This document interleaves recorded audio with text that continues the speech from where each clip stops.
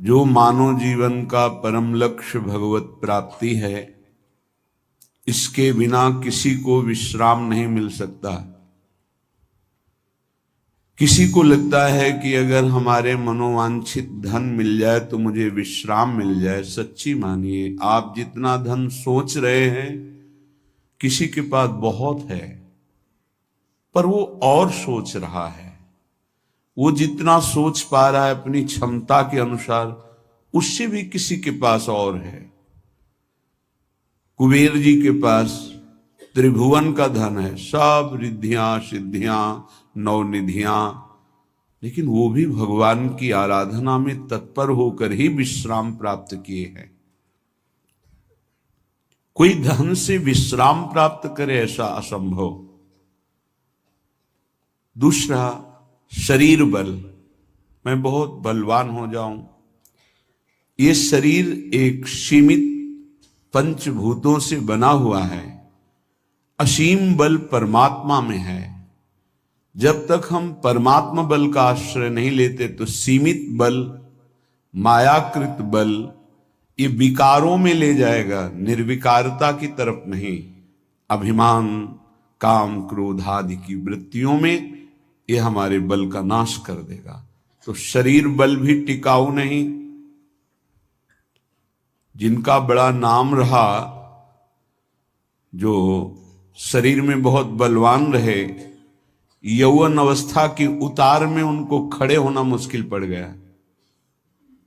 उनकी दिनचर्या लघुशंका, शौच आदि करने में बहुत ही परेशानियां देखी गई।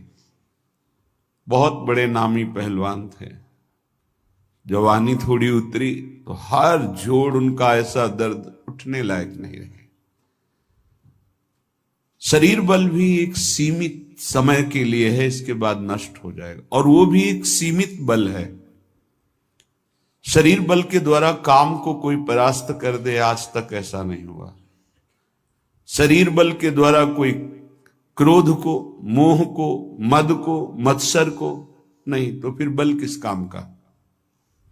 धन बल भी और शरीर बल भी, यदि भगवद आश्रय नहीं है तो यह आपको विश्राम नहीं दे सकता, शांति नहीं प्रदान कर सकता। विश्वास मानिए।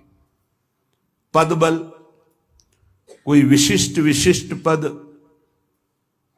तो इससे कुछ समय के लिए आप गर्व कर सकते हैं, मैं अमुक पदाधिकारी हूं। कुछ समय बाद वो पद छूट जाएगा। जिस शरीर से तुम्हें पद मिला था वो भी छूट जाएगा। फिर आपके कर्मों की जो बही खाता है वो जो खुलेगा, तो आपकी जो दुर्दशा होगी वो समझ नहीं पाएंगे। जैसे महाराज नहुष पुण्य प्रताप से देवराज इंद्र बनते हैं, और पापाचरण की वृत्ति उनके अंदर जागृत हुई तो अजगर योनि को प्राप्त हुई है। सांप योनि, अजगर। इसका मतलब कोई पद भी स्थायी नहीं है जो हमें विश्राम दे सके। परिवार, जब तक आपका कोई स्वार्थ, जब तक आपसे कोई लाभ, तभी तक आप उनको अपना मानते हैं, वो आपको मानते हैं। जिस दिन आपका स्वार्थ खत्म हो गया, देख लेना आप क्या आप सम्मान करते हैं अपने माता पिता का, या अपने उन प्रिय संबंधियों का, या आप उनके किसी काम लायक न रह जाएं तो आपको कितना प्यार करते हैं, आपको समझ में आ जाएगा। ये भी झूठा निकला। तपस्या, बहुत बड़ा तप एकत्रित किया हिरण्यकश्यप ने, रावण ने, कुंभकर्ण ने, लेकिन भगवान से इनका द्वेष रहा। पर ये तो भगवत पार्षद हैं, भगवान की इनको निश्चित प्राप्ति होनी है। शुंद उपशुंद नाम के बहुत बड़े बलवान तपस्वी हुए। तिलोत्तमा अप्सरा के आकर्षण में परस्पर दोनों मारे गए। किस काम की तपस्या।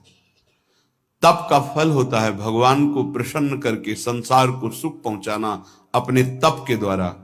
लेकिन भगवान से विरोध करके दूसरों को दुख पहुंचाना, ये तप भी बल नहीं हुआ। और आज तपस्या कौन कर सकता है? कोई बिरला है। सुनेरी मैंने निर्बल के बल राम। प्रभु, जिसको प्रभु का बल है वही विश्राम को प्राप्त हो सकता है। ये बिल्कुल सिद्ध बात समझ लीजिए। ये हमारे मन की दौड़ है कि यदि हमें धन मिल जाए, पद मिल जाए, अमुक अमुक अमुक, तो मैं सुखी हो जाऊं। लेकिन जितना आप सोच रहे हैं उतना किसी के पास है, वो सुखी क्यों नहीं हो गया? पद भी है, सम्मान भी है, रुपया भी है, परिवार भी है, सब है, लेकिन यहां देखा है पूरे जीवन में जब मिले हैं कानपुर महानगर, वहां एक से एक फैक्ट्रियां, एक से एक धनी मानी, कहीं किसी के हृदय में संतोष नहीं देखा, विश्राम नहीं देखा, शांति नहीं देखी, निष्कामता नहीं देखी। तो है क्या? कूड़ा करकट ही तो जमा है।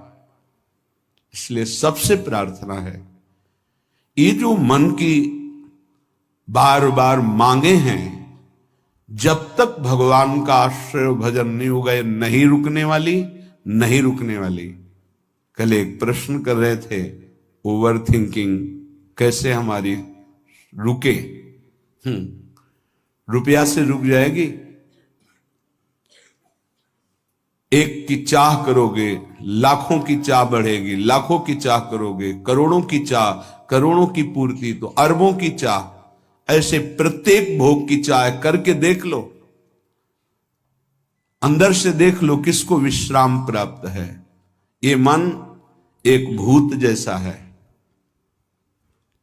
किसी ने एक भूत को सिद्ध किया, भूत ने कहा हम तुम्हारा काम प्रत्येक करेंगे, पर हर समय मुझे काम में लगाना होगा, अमुक काम करो। बहुत तीव्रता से, शीघ्रता से वो कार्य कर देता है। और बताओ, वो तो परेशान हो गए। अगर काम नहीं बताओगे तो उठा के पटक देंगे तुम्हें। वो गुरु जी के पास गए और कहा, प्रभु हमने तो सुख के लिए भूत को सिद्ध किया था, ये तो दुख का कारण बन गया।